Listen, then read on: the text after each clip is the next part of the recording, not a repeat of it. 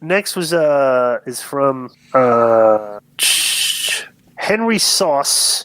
Subject to supposed emails between Cody and Kenny. A while back, I was listening to Jim Cornette and his co-host mention about some emails between Cody Rhodes and Kenny Omega. From what he said, it seems like it wasn't a friendly chat. My question is, have you guys heard of anything similar? It would explain why they haven't done any angles together since the debut of Matt Hardy. Have you heard anything? I have no clue about this. How would they have an email? Have access to their email, right?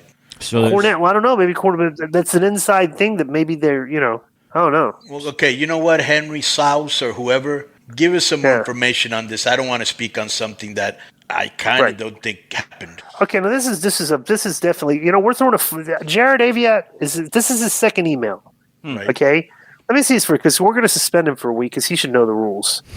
If he wants to do 2, okay, next week he gets 0. That's just the way it works, and it's very fair. Would you agree with that? I got no problem. Yeah, he's had one of them today, and the other one he had when's this one from? This one's from Does Joe this one's from Thursday, so he did two in 1 week.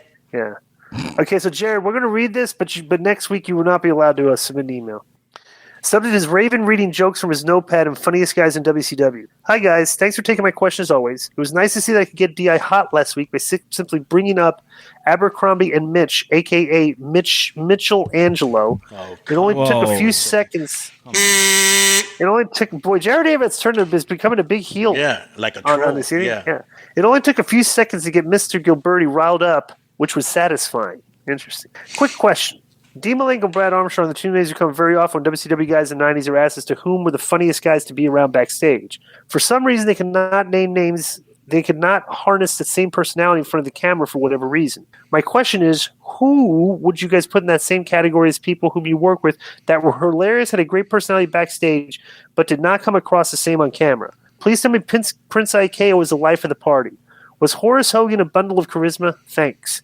Oh, and P.S. I have to agree with Conan regarding Raven. I also watched his stand-up show live, and even with his jokes in front of him on a large notepad, he seemed nervous, and it was not that funny, even though he did get some genuine laughs and some mega-forced chuckles, too. Much respect, though. Thank you, as always, Jared. So I'll give you the perfect guy, whose backstage personality was hysterical, but we just couldn't. And this was when he was in WCW, and it wasn't a long period of time because he ended up doing better things. But Jindrak was hilarious, all right, and we just but he was just on camera. He was just Jindrak, Mark Jindrak. He didn't. I don't know if he was scared to do some of the goofy, crazy, quirky things he used to do backstage, but he was absolutely that's one guy. Like the one guy whose on-screen persona did not match his backstage was way more entertaining than his on-stage. Would you agree with that about Jindrak? Yep. Yeah. As they say, Malenko is like that too, where he's really like dry wit and stuff, but hilarious. He couldn't translate it. Yeah. Well, his character. I mean, he wouldn't be doing that.